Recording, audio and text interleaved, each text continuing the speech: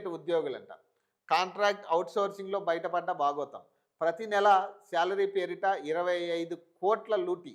Aadhaar card వివరాలు తీసుకోవడంతో వెలుగు చూసిన ఉద్యోగుల మాఫియా.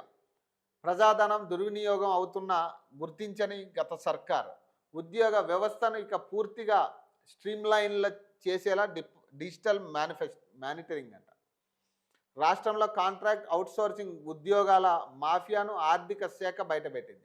ప్రభుత్వ శాఖల్లో పనిచేస్తున్న ఉద్యోగుల వివరాలను ఆధార్ కార్డుతో లింక్ చేయడంతో అసలు నిజాలు వెలుగులోకి వచ్చాయి. కాంట్రాక్ట్ అవుట్‌సోర్సింగ్‌లో ఏకంగా 5,000 మందికి పైగా డూప్లికేట్ ఉద్యోగులు ఉన్నట్టు తెలిసింది.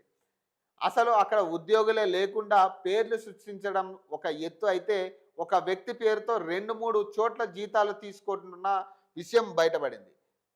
ఘోరం ఇది.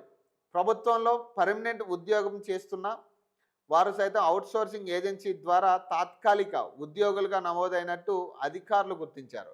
కొన్ని ఏజెన్సీలు ఆయా శాఖల్లోని కొందరు అవినీతి అధికారుల అండదండలతో ఈ దందా సాగిస్తున్నట్లు స్పష్టమవుతున్నది.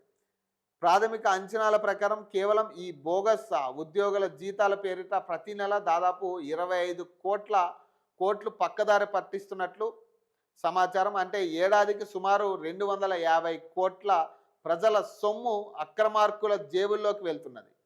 ఇంత పెద్ద మొత్తంలో ప్రజాధనం దుర్వినియోగం అవుతున్న గత సర్కార్ హయాంలో ఎవరు గుర్తించకపోవడం గమనార్హమంట. ఇక్కడ విషయం ఏంటంటే, ఇప్పుడు 2 ఏళ్ళు అవుతా ఉన్నా కూడా వీళ్ళు కంటిన్యూ అయ్యారు చూడు.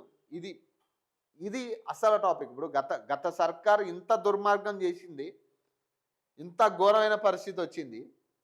సరే, వీళ్ళకి ఎవరు అండదండ లేకుండా ఈ 2 సంవత్సరాలు వీళ్ళు పని సాగిస్తుర్రా? ఈ 2 సంవత్సరాల నుంచి కూడా ఏ ఎమ్మెల్యే, ఏ మినిస్టరు, ఇప్పుడు వీళ్ళ వెనక ఎవరు ఉంటారు? ఉద్యోగులు ఉండరు. ఉద్యోగుల మీద పైన మినిస్టర్లో, ఎమ్మెల్యేలో వాళ్ళ కనుసైగల్లో పనిచేస్తారు వీళ్ళు. ఖచ్చితంగా గత ప్రభుత్వంలో ఎవరు వీళ్ళని సిఫార్సు చేసిర్రు, వీళ్ళ వెనక ఎవరున్నారు, అలాగే ఈ ప్రభుత్వం వచ్చినాక వీళ్ళు ఎవరు సిఫార్సులో ఉన్నారు, ఖచ్చితంగా ఆయా శాఖకు సంబంధించిన వాళ్ళని ఖచ్చితంగా పట్టుకుని వీళ్ళతో పాటు వాళ్ళకి కూడా సరైన శిక్షలు పడితే లెవెల్ అవుతారు.